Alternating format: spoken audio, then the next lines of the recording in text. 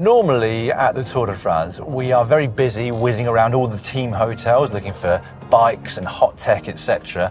But right now, I'm off to do something quite different. I'm visiting some of the most important people in pro cycling, the Shimano neutral service team. Now, as many of you will know, neutral service is there to provide riders with spare wheels, sometimes even spare bikes, in the event they have a problem and their team car is not behind them. The complicated part about the wheels is that there are so many different types of rotor sizes, gear ratios, number of cogs, etc, etc. And with the riders, well, if they need a spare bike, there are lots of different shapes and sizes of riders. So it must be quite a complicated thing to organise. I'm about to catch up with Constanze and Bruno of Shimano Neutral Service to find out how they do it. At a race like the Tour, Shimano bring with them 64 pairs of wheels, 18 bikes and hundreds of water bottles, energy bars and gels. In spite of this huge undertaking, their task is a thankless one. We are like a team, we are organized like a team, but we just don't have own riders. My team has 8 riders, but in the end we have 180 and we have to be ready for them if they need it. In addition, they have several motorbikes which can provide additional service if the cars aren't able to move through the peloton. Inside each car is a driver in the front and a mechanic in the back. A mechanic who has to be not only proficient, but super fast. As I'm about to find out, I've been challenged to a wheel change race. So I'm against Julien, who I can only presume is the fastest wheel changer in town. Wish me luck.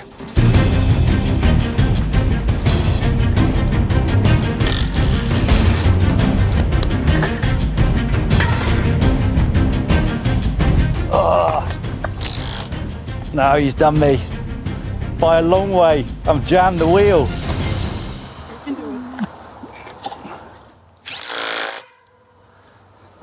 Second place, but first loser.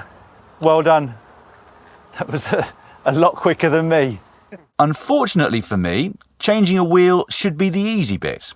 Knowing which wheel to put back in is one of the many logistical nightmares that face the Shimano Neutral Service team, as Constanze explains. We have a big puzzle to solve because we have a peloton of 200 riders. Each and every one of them with different body lengths, from 1.60 m to the 2 meter guys. The challenge for us to provide everyone, in case it's needed, with a fitting bike. Yeah. So how many bikes and how many bike sizes do you have as a variation? Yeah, on every car we have 6 bikes in total with 3 different frame sizes. Only 3? Size S, M and L. Yep. And with the help of the dropper seat post, we are able to really adjust to the saddle height of a rider, and we have a wider range how we can support the riders of the different body length. Okay, so for those of the people at home that don't know, what is a dropper seat post and how does it work? Very good question. Yeah, so the dropper seat post means that you can adjust the saddle height manually yourself while sitting on the bike. You have a lever on the handlebar itself with which you can regulate the saddle height on the bike while riding your bike. So you don't even have to stop. You can just keep on pedaling and adjust the saddle height. Yeah. And how many pedal systems do you now have to accommodate for? So we always check before a race which teams are participating. It's a difference if you go to a big race or a smaller race. But like here we have 4 different pedal systems. Of course, Shimano pedal system, but also the competitor brands, because we also we need to help everybody. Everybody needs to be able to get a bike from us if needed. So how does that work with 4 different pedal combinations, but only 3 different sizes of bikes? How do you know which pedals to put on which bikes? Yeah, we look a bit, it's also mathematics. We look, okay, how many teams are using Shimano, how many are using the different brands. And I think with a M frame, you can serve really a lot of riders. So the majority of the riders in the peloton, we will also dedicate the most used pedal system to it. So yeah, it's a bit mathematics, a bit estimation on how can you serve it the easiest, and we figured out a good system that's working very well. Sounds like it.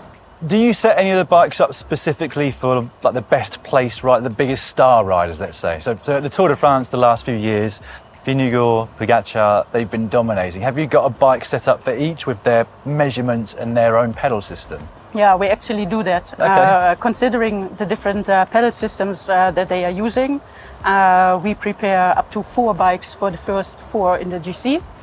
And we set up already their satellites. So in case they need our help, we can just easily give them the bike with a perfect satellite. And you were telling me before we started recording that inside the vehicle here, you've got a sort of telemetry system that allows you to see through dimension data, I think it is. NTT. NTT, yes, Yeah. exactly where every rider is. Yeah. Is that correct? Yeah, I can show you if you Yeah, want. let's do it. Oh, it's in the back.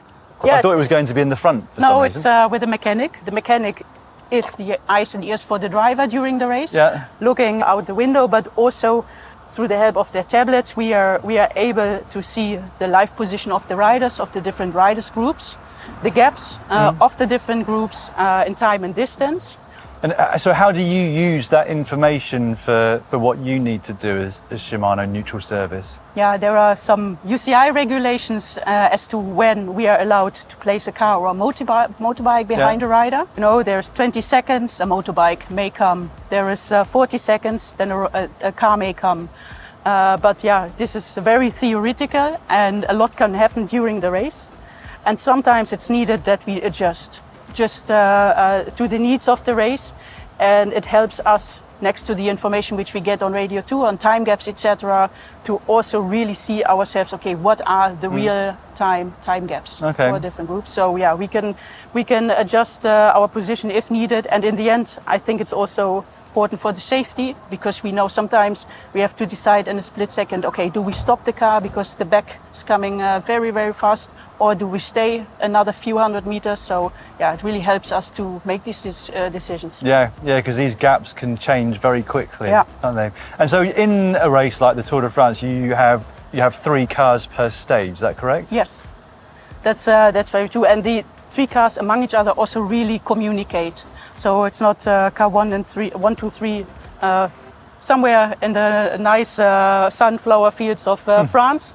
But no, we also really communicate to each other, saying, okay, we are here, this group is covered, reconfirming to each other to make sure every rider group is covered, because in the end, that's our job. Yeah.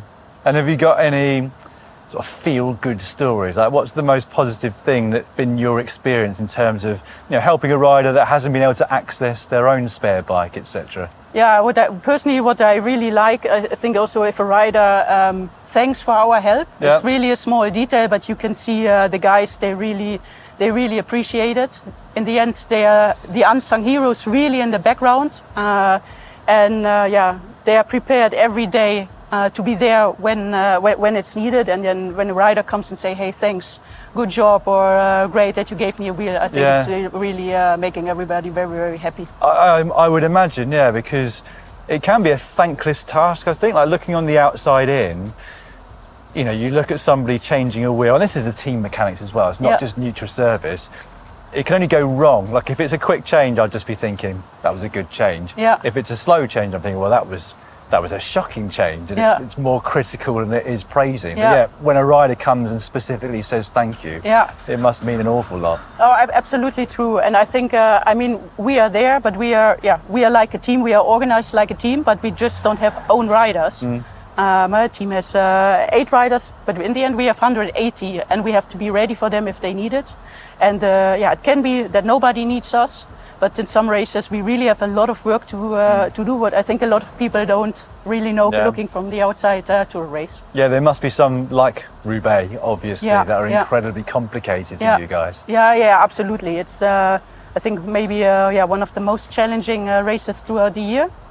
A lot of pressure, it's a fast race, narrow roads, cobblestones, everybody is stressed and nervous, but in the end, when you arrive at the velodrome, everything went well and you could help the riders. It's really a satisfying moment for everyone. There's a lot more to it than just sticking a lot of bikes on the roof and hoping for the best, isn't there? Yeah, it's nice stories. We do everything. We give bidons, we give gels, we give bars, we take clothing, we clean glasses, we give tools. It's We do everything. Yeah, the in fact. bottles must be a big thing. Yeah. I mean, we're stood here, we're absolutely roasting. We need a bottle, just ahead of yeah. the 2024 Tour de France. Yeah, we could do with a Yeah. bottle, but I'm imagining these first few days of this year's race, you're Yeah. going to get a lot of requests. Yeah, So how true. many bottles do you have stored normally in the car? Normally we take around 30, but days like this, it's obvious that more is needed, and we bring more. I remember 2 years ago, I think, when there was really this heat in the Tour de France, I even had to send boxes of new bottles from the Netherlands to the Tour because wow. we ran out of bottles. The other thing I was going to ask you about is the complications with different wheels, because for the most part, you're changing wheels for a rider.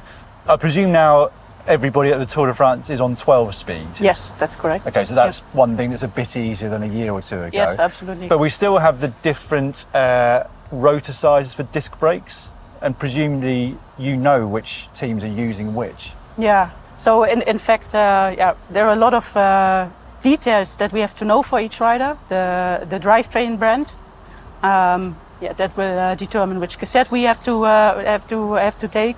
The pedals, the rotor sizes, and the closing system for the wheels as well. And that for 180 riders. You do the math. Yeah. Yeah. So in terms the closing system, you mean the through axles? Exactly. Yeah. So how are they different?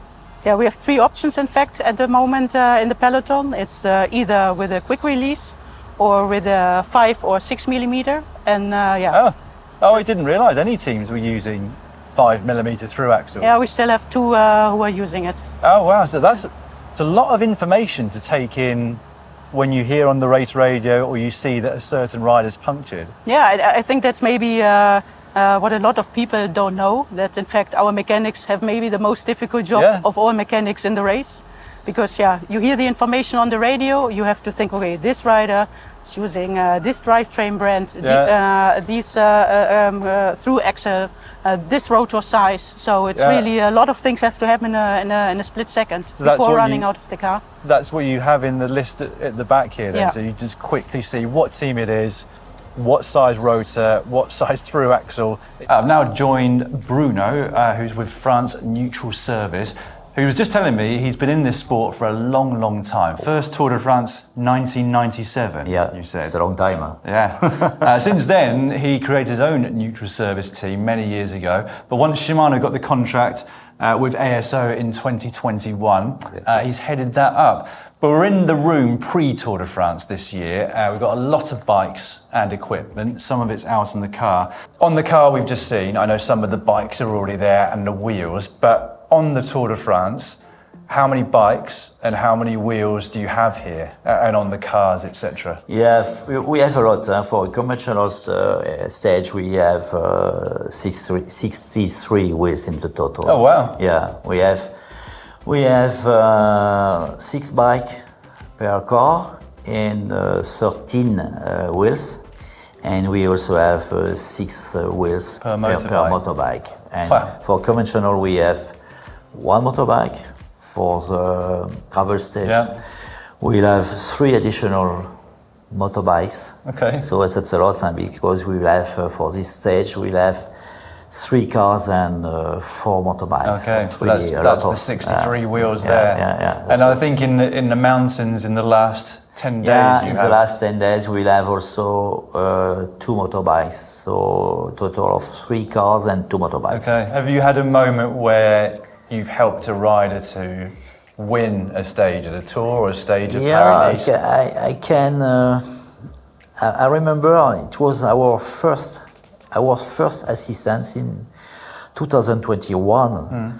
We assist Holmes in the American champion, and we assist him, and he ride with a bike for 40 kilometers. Oh, wow. It was incredible because normally when we assist the rider has changed immediately bikes, or if we change a bike, he change the bike immediately after. And wheels it's also the same, but he ride with a bike for around 40 kilometers. Wow. It was really good.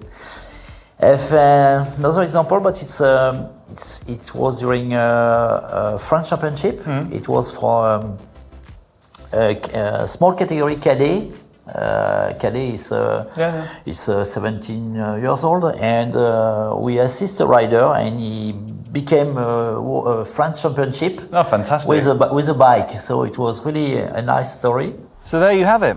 I mean, I don't think that neutral service is ever seen as the most glamorous part of a professional bike race, but it is just so vitally important. There are always times when riders, often the biggest names in the sport, get caught without a team car behind them, and that is where Shimano neutral service effectively comes to the rescue. I hope you've enjoyed this insight into exactly what they do. If you have, we would really appreciate you clicking on the thumbs up button down below, and please share this with any cycling mates that you've got that you think might be interested in it. I will see you soon.